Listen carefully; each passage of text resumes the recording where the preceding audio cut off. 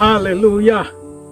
Shalom saudara, selamat pagi Bapak Ibu saudara sekalian yang dikasihi Tuhan. Puji Tuhan, pagi hari ini kita dapat kembali mengikuti Ark of Worship Morning Devotion.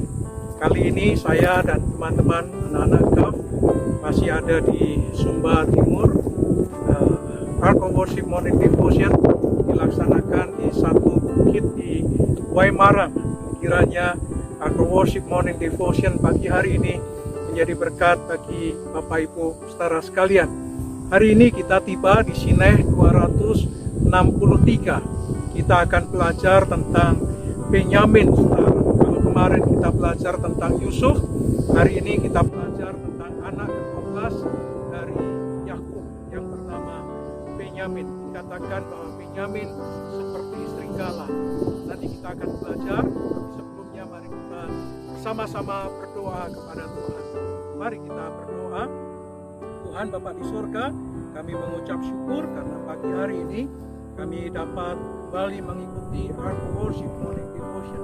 Kau memberkati kami yang berada di Waimarang, demikian juga Kau memberkati umat-Mu yang mengikuti secara live streaming melalui rumah-rumah di mana mereka berada. Kiranya firman-Mu menjadi berkat bagi setiap kami. Terpujilah nama-Mu kekal selama-lamanya. Dalam nama Tuhan Yesus kami berdoa. Amin.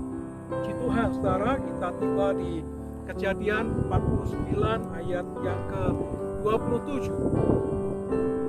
Benyamin adalah seperti serigala yang menerkam. Kita tahu bahwa anak-anak Yakub itu diumpamakan seperti singa, seperti keledai, seperti ular ludak, seperti banyak lain lagi.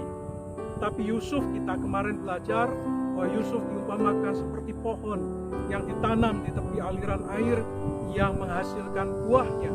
Dan hari ini kita kembali, Yusuf memperkatakan atau mengucapkan nubuatan kepada anaknya Benyamin, dan diumpamakan Benyamin itu seperti serigala yang menerkam. Nah, saudara, apa yang saudara bayangkan ketika saudara mendengar kata serigala, saudara? Ada banyak imajinasi ketika kita mendengar kata serigala. Ada sebagian kita mungkin membayangkan seekor binatang yang buas, yang berbentuk seperti anjing, yang memiliki taring yang sangat kuat, taringnya sangat tajam sekali. Tetapi mungkin juga kita membayangkan serigala itu seperti binatang yang lembut, binatang yang bisa dilatih. Apakah betul serigala adalah seekor binatang yang bisa dilatih? Kita semua tahu bahwa serigala adalah binatang yang sangat ganas, binatang yang sangat kejam, binatang yang akan memangsa mangsanya dengan sedemikian rupa, saudara. Jadi kalau kita membayangkan serigala itu seperti binatang yang lembut, binatang yang bisa dijinakkan, saudara, mungkin salah. Kenapa? Karena kalau kita melihat sirkus, maka tidak pernah ada kita temukan serigala ada di tempat-tempat sirkus. Karena memang serigala tidak bisa dilatih, serigala tidak bisa dijinakkan. Tapi satu hal yang kita bisa tahu, saudara, bahwa serigala itu adalah binatang yang mengikuti pemimpinnya, mengikuti siapa yang menjadi leadernya, dan dia akan berlari mengejar kemanapun pemimpinnya itu pergi. Nah, oleh karena itulah seringkali kita mendengar sebuah peribahasa yang mengatakan homo homini lupus, yang artinya adalah serigala bagi sesamanya. Manusia yang kejam, manusia yang ganas, manusia yang bisa mencelakakan sesamanya tanpa kasih, diumpamakan, digambarkan seperti serigala yang memangsa sesamanya sendiri. Dan kalau manusia memiliki sifat seperti serigala, maka bisa jadi manusia itu akan menjadi sosok pribadi yang kejam seperti seekor serigala. Saudara, pertanyaannya adalah, apakah yang dimaksud oleh Yakub ketika menubuatkan Benyamin adalah seperti serigala yang menerkam itu? Yakub tidak menggambarkan Benyamin seperti serigala yang ganas, serigala yang kejam atau serigala yang tidak bisa dijinakkan. Apakah demikian, saudara? Banyak orang selalu berpikir bahwa serigala itu binatang yang hanya memiliki gambaran yang negatif saja. Ternyata, saudara, tidak demikian. Menurut penelitian, serigala adalah hewan yang memegang teguh prinsip, hierarki, dan kepemimpinan yang kuat. Sekalipun ada begitu banyak orang memiliki imajinasi yang negatif tentang serigala, tetapi serigala adalah sosok binatang yang memiliki hierarki kepemimpinan yang sangat kuat. Seekor binatang yang memegang teguh prinsip kepenundukan diri kepada pemimpinnya. Nah, oleh karena itu, saudara, hewan ini memiliki hierarki kepemimpinan yang sangat kuat. Maka hewan ini tidak mudah ditundukkan dan tidak mudah tunduk kepada yang lain kecuali kepada pemimpinnya sendiri. Dia tidak akan mudah tunduk kepada pemimpin atau binatang yang lain, tetapi dia akan tunduk kepada pemimpinnya yang memimpin sebuah komunitas atau kumpulan serigala lainnya. Oleh karena itu, saudara, hewan ini sangat berbeda dengan komunitas binatang buas lainnya. Berbeda dengan binatang-binatang yang memangsa mangsanya dengan sangat kejam, sangat ganas juga. Tetapi sangat berbeda kalau binatang-binatang yang lain tidak punya submission, tidak punya kepenundukan diri kepada pemimpin dalam satu kelompok binatang itu. Kalau serigala adalah binatang yang berbeda, dia tunduk kepada pemimpinnya. Oleh karena itu, saudara bisa melihat tidak ada binatang serigala bisa ditundukkan oleh pawang serigala. Tidak ada, kita tidak pernah mendengar ada pawang serigala, bukan? Kenapa? Karena serigala hanya tunduk kepada pemimpinnya. Pemimpin yang sudah menaklukkan dirinya, menundukkan dirinya sendiri. Saudara, selain memiliki submission yang kuat terhadap pemimpinnya, serigala juga merupakan hewan yang monogami. Apa artinya monogami? Serigala adalah binatang yang setia dengan pasangannya. Dia tidak akan kawin dengan betina lainnya. Dia hanya kawin dengan betinanya yang sudah dinikahinya dan sudah dikawininya. Dan dia tetap setia sampai mereka mati. Orang Kristen seringkali mengucapkan janji pernikahan di dalam pernikahannya untuk setia sampai maut menjemput. Tetapi maut belum menjemput, dia sudah pindah ke pasangan yang lainnya. Serigala lebih setia dengan pasangannya. Saya berdoa kita sebagai orang percaya, kita sebagai umat Tuhan, seharusnya bisa jadi jauh lebih setia dibandingkan seekor serigala. Serigala tidak melakukan kawin campur. Dia tidak menikah dengan sejenis seperti anjing. Tidak, dia hanya menikah dengan serigala atau kawin dengan jenis serigala. Dia tidak menikah dengan binatang yang mirip serigala. Tidak, dia bukan saja monogami, tetapi juga tidak melakukan kawin campur. Tuhan berbicara kepada bangsa Israel supaya tidak menikah dengan bangsa-bangsa lain, tidak menikah dengan suku-suku yang ada di sekitar tanah Kanaan. Tetapi toh bangsa Israel tidak setia kepada Tuhan. Mereka tetap menikah kawin campur dengan bangsa-bangsa, suku-suku di sekitar tanah Kanaan. Dan oleh karena itu kita tahu ada begitu banyak orang Israel yang menjadi tidak setia kepada Tuhan, yang ikut menyembah kepada berhala oleh karena mengikut istrinya, mengikut suaminya yang tidak percaya kepada Tuhan. Saudara, kembali kepada serigala.